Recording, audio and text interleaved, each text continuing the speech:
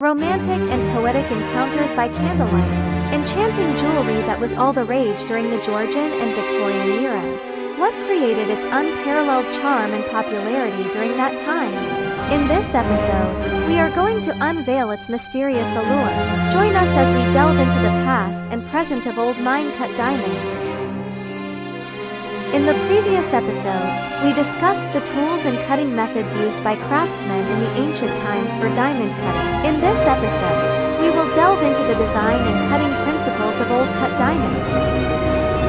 Due to the scarcity of diamonds and the symbolic power attributed to them, especially in eras when exploration and mining techniques lacked the scientific instruments available today, acquiring each diamond was extremely challenging. This determined that every rough diamond was highly precious, particularly when diamonds were directly supplied to royalty.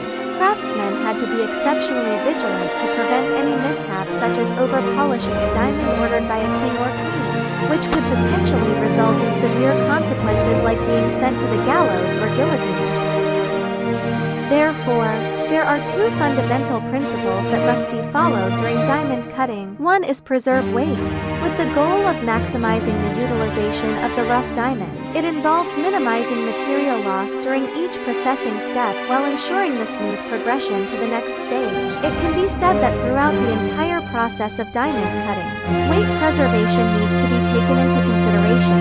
The other principle is pursuing flawlessness. Since the diamond roughs at that time were formed naturally in the environment, it was extremely difficult to find rough stones without any inclusions. Therefore, before cutting diamonds, the lapidary had to carefully examine the rough stone, identify the location of each flaw, and plan ahead so that the flaws could be removed during the polishing process or positioned in less visible areas. However, due to the lack of precise auxiliary instruments available at that time, craftsmen had to rely solely on their experience and elusive luck for cutting, often resulting in loss of carat weight. Nevertheless, this was an inevitable challenge they faced.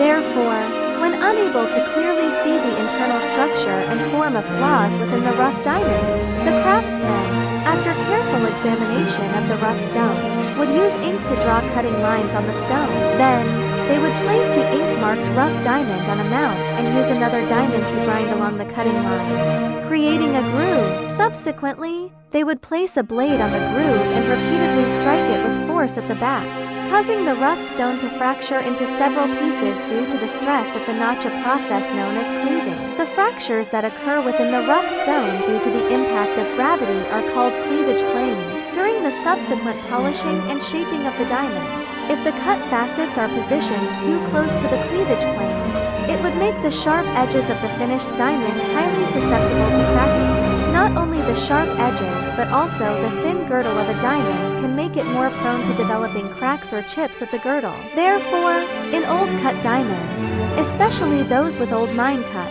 the girdles are often thickened. Additionally, the corners are rounded, and even the Q-lid is ground flat, leaving only a small facet. This further minimizes the risk of cracking due to stress. In the next episode, we will discuss the various shapes of old mine-cut diamonds and their differences from modern brilliant cuts. Stay tuned for more information.